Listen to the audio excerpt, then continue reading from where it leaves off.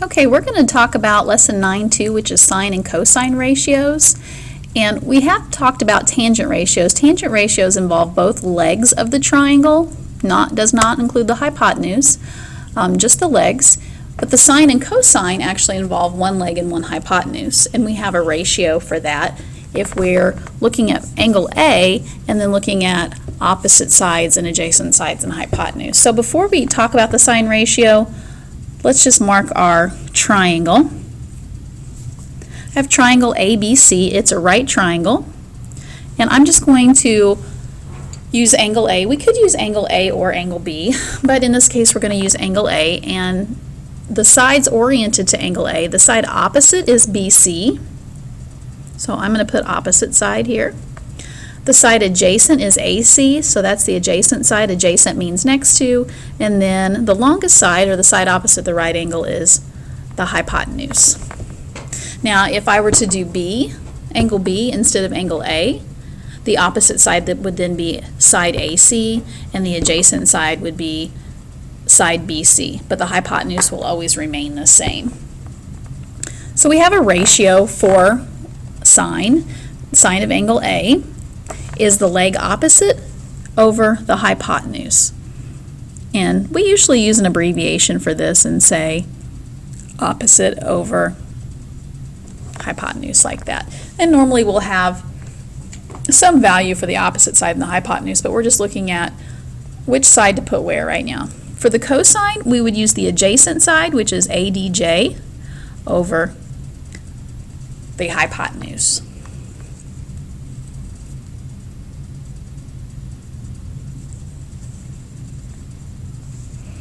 Okay, the next thing we want to do is example 1 here, and it asks us to find the sine and cosine ratio of angle X and angle Y.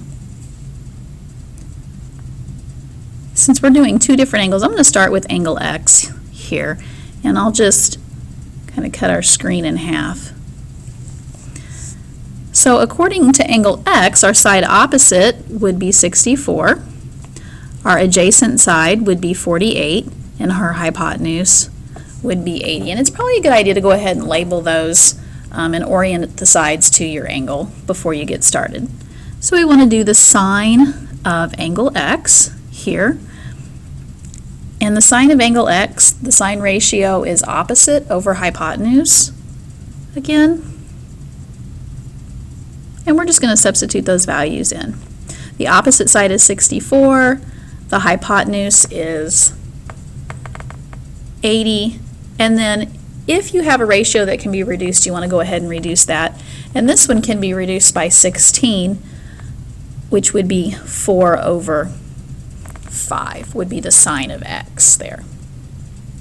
We're going to do the same thing, except this time we're going to use the cosine ratio for the angle, which is the side adjacent over the hypotenuse.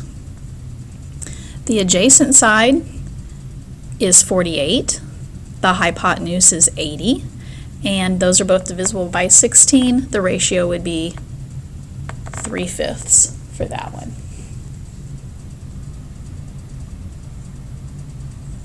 Okay, let's switch it up just a little bit, and instead of having X as our main angle, we're going to have Y as our angle. And so our hypotenuse still stays the same, but now our adjacent side is 64 and our opposite side is 48.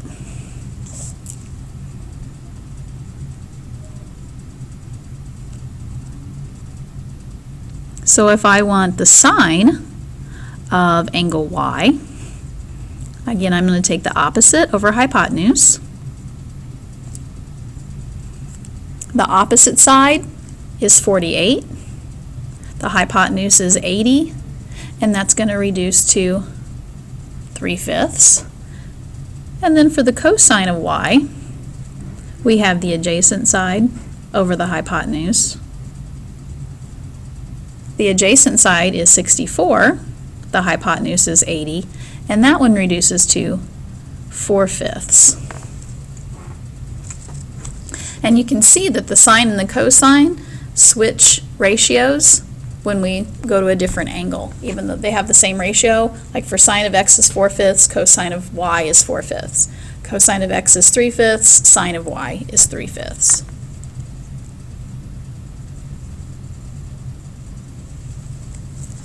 All right, let's take a look at example 2. It says find the value of x and round your answers to the nearest tenth. This time we have an angle. We know the angle measure.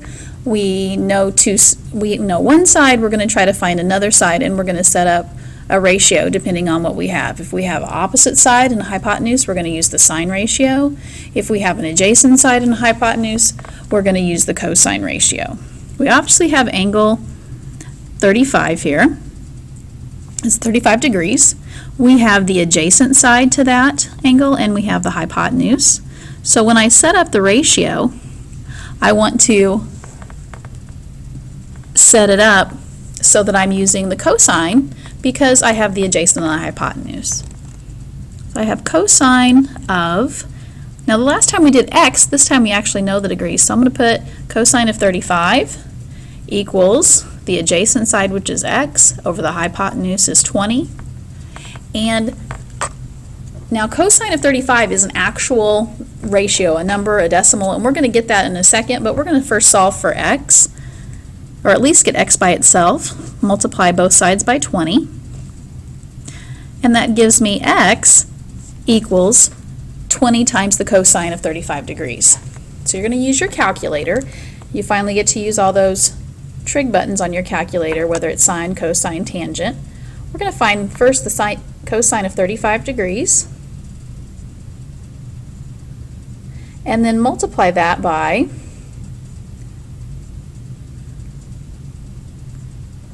20.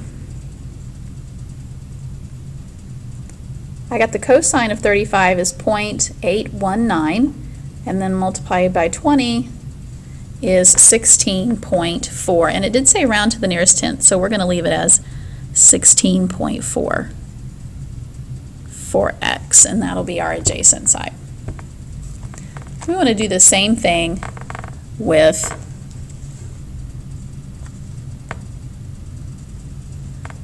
the next example, where we have an adjacent side and a hypotenuse. So I'll set that one up for you and you can give that one a try. It's going to be a cosine again. Cosine of 57 degrees is equal to the adjacent side y over the hypotenuse, which is 25.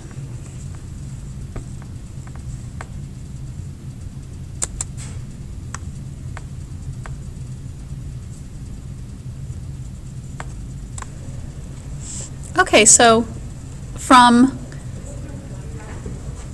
our cosine ratio, where we had the cosine of 57 degrees equals the adjacent side, which is y, over the hypotenuse, which is 25, and you multiply both sides by 25, you're going to get y equals 25 times the cosine of 57 degrees. So you want to take your calculator and find the cosine of 57 degrees and then multiply by 25.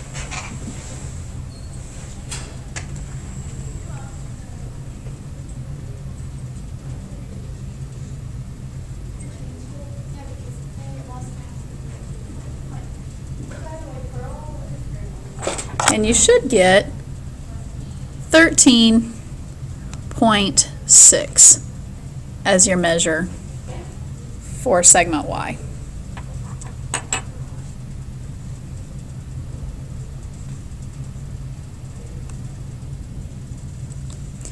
The final thing we're going to look at is doing something called using the inverse sine and the inverse cosine to find the value of x to the nearest degree.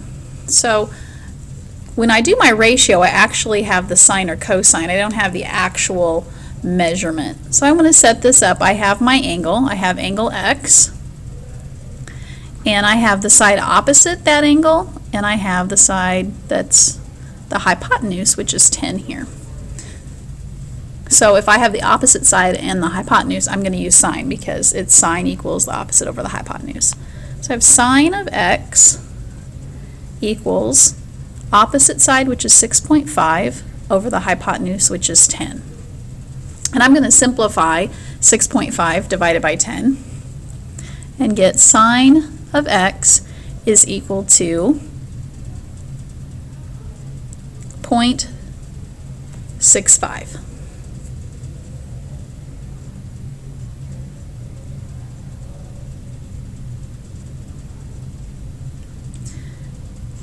That 0.65 is just the ratio of sine. It's not actually the value of x. So to get x, I have to do what's called the inverse sine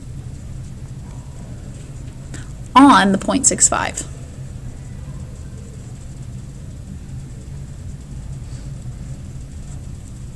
And this is where you're going to actually look for that -1 on your calculator above the sine.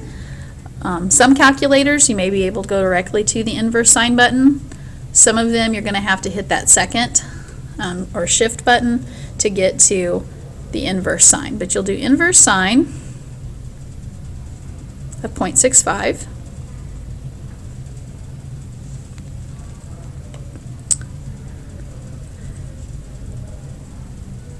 And I'm going to get x, and x was, if I round to the nearest, it says round to the nearest degree, I'm going to have 41. And x is degrees, so it's 41 degrees in that case. Carson Bledsoe, if you need your netbook, it's in the front office. Thank you.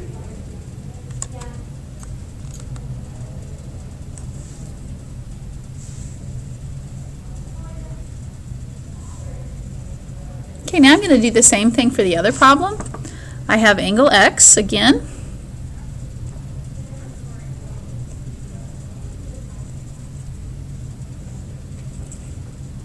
And this time I have the adjacent side to x, and 27 is the hypotenuse.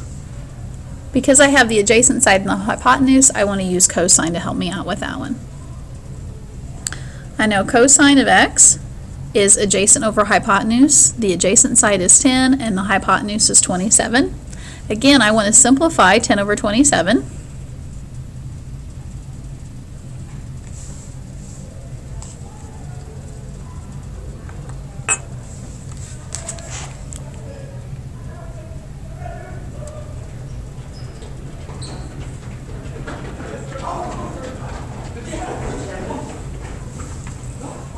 And I get cosine of x is 0.37. Again, that's just the cosine, that's a ratio. It's not the angle x. So I need to do what's called the inverse cosine on 0.37. So that's what I'm going to put on my calculator.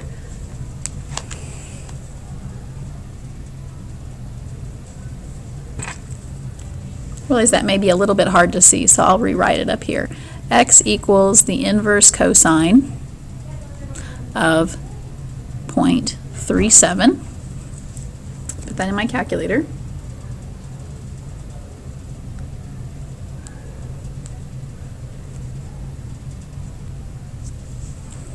I'm going to round to the nearest degree, and it's going to be approximately 68 degrees for that one.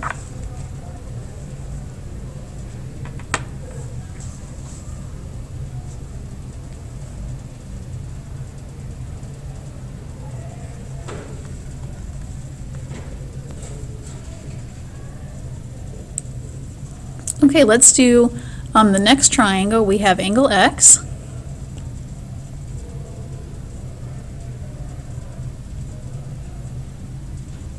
And it has the adjacent side there, and it has the hypotenuse. If we have the adjacent side and the hypotenuse, we're going to want to use the cosine ratio.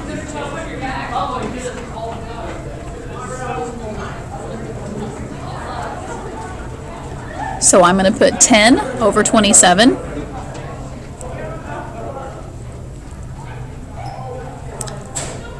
I can take 10 over 27 and make it a decimal like I did on the previous problem, but I can also do inverse cosine on just that fraction and say, well,